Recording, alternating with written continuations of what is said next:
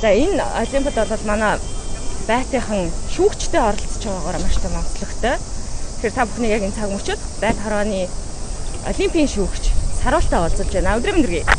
Өдрийн мэнд бүгдэнд нь өдрийн мэнд хүргэе. За тэгэхээр Саруулаа Монголын байт хорооч түүхэнд анх удаа Токиогийн олимпиад шүүгчтэйгээ ирлээ. Олимп шүүн гэдэг чинь өөрөө яг тамирчтайгаа адилхан шүүгчд гэсэн эрхээ авдаг, байнга л өөрийгөө хөгжүүлж яадаг, ур чадвараа дээшлүүлэх шаардлагатай байдаг. Яг энэ Токио олимп шүүх болсон эрхээ хэрхэн авсан бэ? Миний хувьд одоо 2013 оноос хойш олон улсын шүүгчээр ажиллаж байгаа.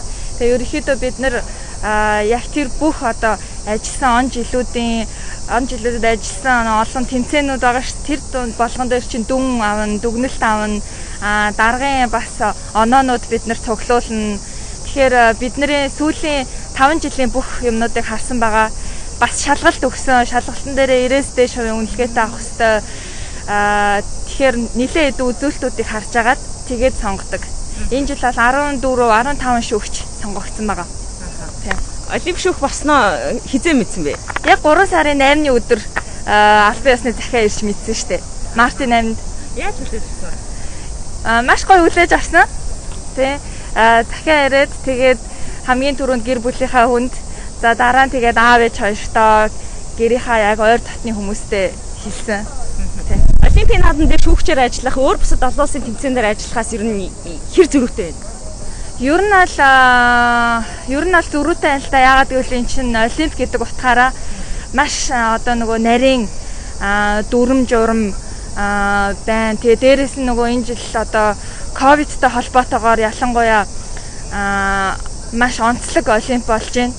Тийм бид нар одоо ерөөсөө тэмцээний талбай зочид буудал тий өөр хайшаач одоо явуулахгүй, хайшаач гарч болохгүй маш хатуу дүрмтэй утсан дээр хүртэл бид нар ч одоо аппликейшн суулгацсан, трек хийгээд тий хин хаана явж байна бүгдийг хинж байгаа. Тэгэхээр маш нарийн дүрм журм дор явагдаж байна. Айгүй их сахилга батыг шаардж байна. Яг үдээд Токиод хамгийн халуун байдаг үе юм бэ. Тэгээд танаа төрөл чинь гадаа явагддаг. Тэр нь маш хүндрэлтэй. Их ядарч гин үү? Хүлэх гарч гин үү? Ер нь маш их хүл гарч байна. Одоо энд чинь баг өдөр болгоны 37-38 харьцаа байгаад байгаа шүү дээ. Тийм. Тэгээд сая чинь нөгөө нэг өчигдрийн тэмцээнүүдээс тэр Японд тайфун болон хар салхи шуурна гэд те тэмцээнд бас анх удаага энэ нөгөө байтын тэмцээн дээр олимп дээр юм өөрчлөлт цагийн үеэр дээр нь орсон. Тэгээ яг тэр өдөр бид нар өдөр бас нөгөө тэмцээнээ эхлээд шүүлтээ явуулж хахад яг миний шүүж байгаа тэмцээн дээр айгу хүчтэй бороо орсон л доо. Тэгээд яг миний тэмцээн дуусаа дараагийн тэмцээнээс эхлээд бороо зогссон. Гэхдээ надад бол айгу бэлгшээлтэй би хүлээж авсан. Тийм. Ер нь байт хорооны шүүгч чи онцлог юу гэдэг юм бэ? Бид нар яг ер нь бол тэгээд мэдээж бүх шүүгч нар маш их анхаарлаа төвлөрүүлж юм байх хэвээр. Байт хорооч юм болохоор спорт нь өөрөө нөгөө одоо зэвсэгтэй харьцаж байгаа, нум самтай харьцаж байгаа спорт болохоор аюулгүй байдлыг бас айгүй их анхаарах хэвээр. Тэгээ тэмцээн эхлэхээс өмнө тэр байны эргэн тойрон одоо юу гэдэг бүгдийг харна. Тийм. Манай төрөл дээр яг ерөөхдөө одоо ч нөгөө холимог баг явчлаа. Тэ солонгосууд угаасаа манай байтын спорт дээр ер нь номер 1 байдаг л та. Тэгээ солонгосууд алтан медаллуудыг бол авсан байгаа. Гэхдээ одоо сая нөгөө ганцаарчлсан хасагдах харван дээрээс бас яг номер 1-ээр гарч ирсэн солонгос тамирчин хасагдсан. Тэгэхээр бас жоохон өөрчлөлтүүд байна. Тийм энэ жил тэгээд нөгөө бас Америкийн тамирчин Brady Ellison гэ бас алдартай тамирчин бас нэлээд дээгүр явах байх гэж бид нар харж ирсэн. Гэхдээ бас жоохон тиймэрхүү үзүүлэлтүүд гарсан. Тийм.